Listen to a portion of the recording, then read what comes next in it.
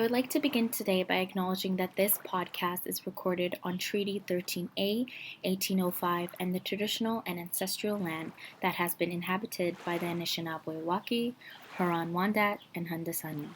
We're grateful for this opportunity to meet here, and we thank all generations of people who have taken care of this land and recognize and deeply appreciate their historic connection to this place. Okay, hello everybody. This is episode 7 of Superhumans of EC, a platform where I connect with different professionals who work with children and families. So today I have Christine all the way from Colorado, so that's super exciting. I think you're my first guest who's non-Canadian, so this is exciting. Yeah, so Christine, I'll hand it off to you. Just tell us a little bit about yourself. What do you kind of do? Yeah, so I own and run Spectrum Yoga. This is a therapeutic yoga and play-based service. I also have therapeutic yoga and play-based resources and some trainings in development right now. But basically, I teach all youth. I do teach some adults as well with developmental disabilities, but I teach all youth, and I specialize in working with kids with autism, sensory processing challenges, ADHD, and anxiety. So the kids do not need to have diagnoses. They can be like anywhere on the spectrum, experiencing any kind of challenges, and I use yoga, and specifically therapeutic yoga, which is different a little bit as far as the application of yoga anyway, to address those kind of imbalances and challenges. Awesome. And how does therapeutic yoga kind of look? Because I know about yoga, know about autism, but connecting the two, like I thought that was amazing. I think that's what stood out for me when I looked at your social media. I'm like, this is so cool. I haven't heard about anything like this before. Yeah, thanks. So by background, I'm a recreation therapist. And so then I got into yoga personally and started seeing the incredible benefits for me in various areas that mirror a lot of the people that I was working with. Mm-hmm. And so just thought it can even go further for some of them with some more significant challenges. And so I discovered therapeutic yoga. So to answer your question, therapeutic yoga it's a step towards yoga therapy. So you have your yoga, which is 200-hour, or you have your children's yoga, which is typically 25 to 95-hour training. So, and then you have your yoga therapy, which is 800-hour training. So since I have 2 more modules before I'm technically a yoga therapist, but I have my 500-hour, there's so many hours. That is a lot. Wow, that's amazing though. Yeah, so once you have your 500-hour in yoga therapy training in that kind of path, you're considered an advanced teacher of therapeutic yoga. So basically I have that credential along with the rec therapy, and I blended the two basically to create what you see as Spectrum Yoga. That's amazing. What a nice bridge to kind of merge through. I love that. And I will definitely include your social media so people can go ahead and check that out. I'm assuming your website's on your social media, right? Okay. Yes. Yep. Mm-hmm. Yeah, they can just go in the link and yeah, it'll be there. Okay, brilliant. So we will go into our first question, which is, what tools do you value most as a professional? As a professional, so I was actually watching one of your podcasts. I can't remember his name now, though. He was cracking me up, but he was saying how his favorite tool is learning from other teachers. And Dr. Andrew Campbell, yes, he's hilarious. I love him. That was such a great episode. Oh my gosh, I was loving it. He's awesome. So I agree with him on that 100%. Continued learning, and then seeing what other people are doing and then making it your own, from your own education, your own background. But as far as more solid tool applications, I really love Canva right now. Me too. I'm obsessed with Canva. Obsessed. And I feel like, because the tools I use most truly are the tools that I've created and resources that I've created through the use of Canva. So I'm like, I can't not mention Canva in this, but it makes it so accessible to bring visuals into the classroom, into the yoga room, into a private session, and make them look however the student needs. So if they need like a cartoon looking thing, or a real life looking thing. So I really love Canva for that. And then over the years have just seen kind of where more supports are needed in bringing yoga to kids with autism and sensory challenges. And so I've created those resources, and I truly do use them in every class and every private session. So those, and then I do have one more, the Passion Planner. I don't know if you, it's my most favorite thing as far as like staying organized, and especially for people who run their own businesses, you're wearing like a million different hats all the time. Yes. So Passion Planner is great. So I've tried like the time blocking and calendar blocking, and it's so rigid. I just don't personally do well with that, but the Passion Planner is a little more fluid. If you go to her website, I think it's passionplanner.com, and you sign up for her email, you get it for free. Just the ebook. I highly recommend it. Yeah, it's my favorite thing. That's awesome. I think I'm going to check that out, because right now Superhumans VC is extending a lot. I'm starting to include some resources that families and educators and different professionals can purchase. And I feel what you said. I'm wearing so many different hats that it's hard to balance it on my own calendar. So I think I will check it out. Does it have like little prompts and kind of sections of where to put things? Okay. Prompts, and I have it like sitting right here on my desk, but it also breaks it out. So it's more than a calendar. Of course, there's the calendar, but then it's also like your monthly goals, your overall goals that you set. Typically, if you do it in the beginning of the year, you'll set like goals for the year. You can obviously do that now, but it's like your overall goals, your monthly goals. You can break it down to weekly goals. So like, and then also like side projects. So you could put the resources that you're working on right now. And so you can basically get a really good visual of month to month where you are in achieving the things that you're working on. And to me, it makes it so much more. So I have a toddler at home. My schedule is crazy. I cannot predict it most of the time. So what's nice is it gives me a visual of I've put way too much on my calendar. Or I feel that. Like, I think we're all I think most people are kind of like go-getters, especially when you run your own business. And so it's easy to fill it up. This kind of makes you slow down a little bit, and I love that. Like pace in a more mindful way. It's like such an incredible tool. I really recommend it. Yeah, and I think it really sounds perfect right now too. I'm not sure about where you're living, but where I'm living right now, the economy is slowly starting to open up. So I'm being very mindful about what's taking up room in my schedule. So I like that, to have a layout of it, a visual representation, and maybe there are some things to slow down. So I really like that you mentioned mindfully planning our next steps and stuff. So that's a great tool. Thanks for mentioning that. I'll make sure to check it out. So our next question is, what self-care methods do you use, if any, to sustain your passion?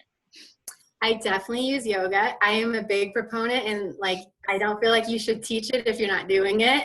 That's what you're preaching. Yeah, and I think that it all varies, but my go-tos, I just took a yoga therapy and Ayurveda module as part of the overall yoga therapy training.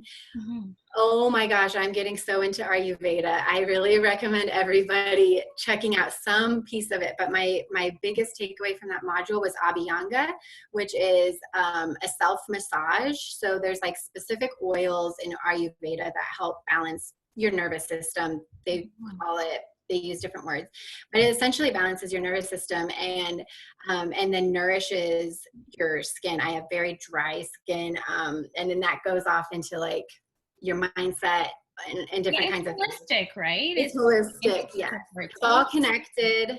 Yes. So Abhyanga is awesome. I can send you like a link if you wanted to dive more. I feel like it's pretty involved, more than just that, but and then I do various breathing techniques. My favorite is alternate nostril breathing for calming, and then I used to meditate all the time. I do not really have time anymore, which then they'll say you need to do it more if you don't have time. Or when you don't have time, you need to actually be making it a priority. I'm the same. I sometimes go like through these consistent waves that I'm meditating all the time, and then there's the times where I just completely stop. Would like to get back into that, but haven't been. And then the only other thing is going on daily walks with my daughter. So those are my main things, and that just helps me stay at a more even keeled level so that I can do more, so that I am more reflective than reactive, because it's so easy, I'm sure you know, to just be like, oh, there's this over here, I'm going to go do that, or Yeah. this fire over here, I'm going to go put that out. Like, I think just taking some self-care, which I love your question, by the way, is just so important, especially for people who give so much. Yeah.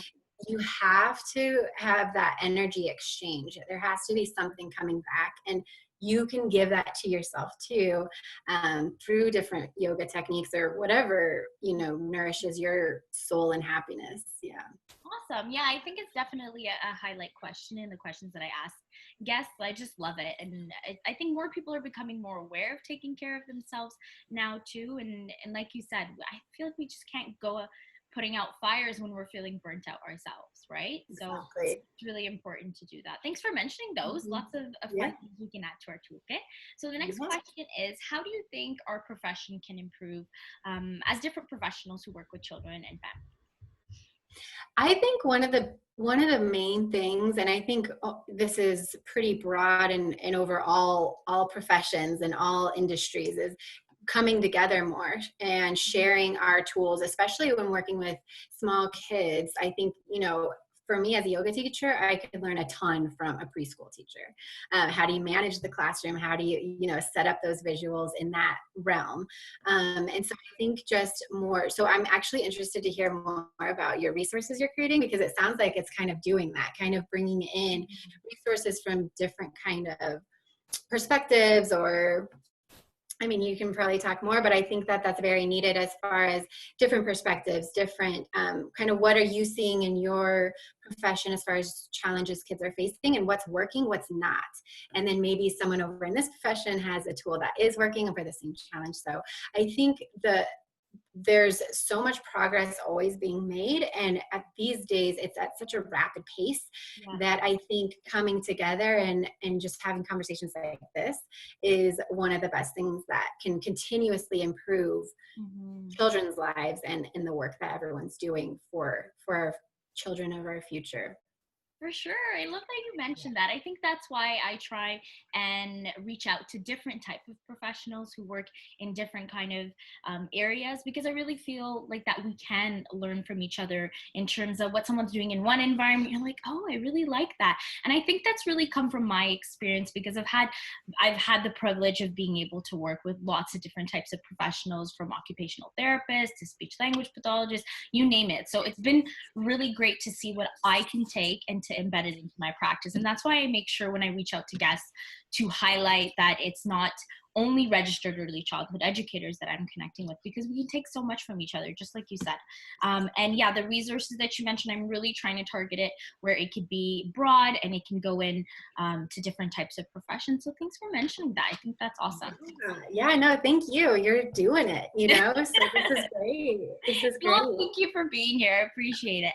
Absolutely. So the second last little bit is I'm asking you to share a picture with our viewers, something that resonates with you. So could you tell us a little bit about it and why you chose it? Yes. So the picture that I chose it's actually the very first picture on my website. It's with me and my buddy Teddy. But all you see is my one hand in a yoga pose and his hands and his face looking down. And it is my most favorite picture ever, because it's so representative of the kids that I work with. They're all different, of course, and they all face a lot of challenges, and those challenges may be different, but you see the resiliency these kids have. And that picture to me shows that resiliency. He is trying, he is working, and it's so like angelic looking. It looks easeful with the effort, which that is I'm going to say this wrong in Sanskrit, Stritha and Sukha, effort and ease.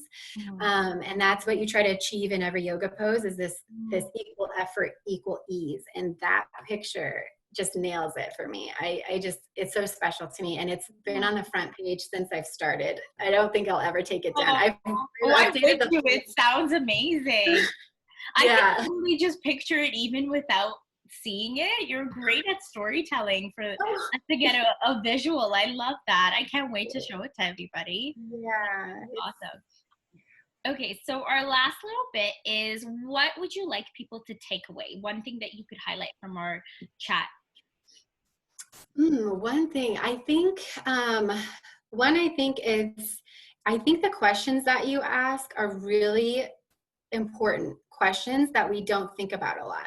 I think the biggest thing to take away from this is for people to ask themselves the questions that you ask. There's Love three it. or there's 3 or 4 questions that are so profound, and they really hit every mark of what we're doing. Either whether you own your own business or you're a teacher in a school setting, I feel like they're very important questions to continue either working together or with kids with disabilities or different challenges. And I think reflecting on your own self-care, especially in these times, is very, very crucial to everything. Awesome. I love that. So reflect on these questions, think about it, sit with it, maybe share it with somebody too, or share it with us. That's Yeah. Yes. okay, great. Well, thank you so much for chatting with us. Is there anything Thank you you wanted to so add much. before we stop?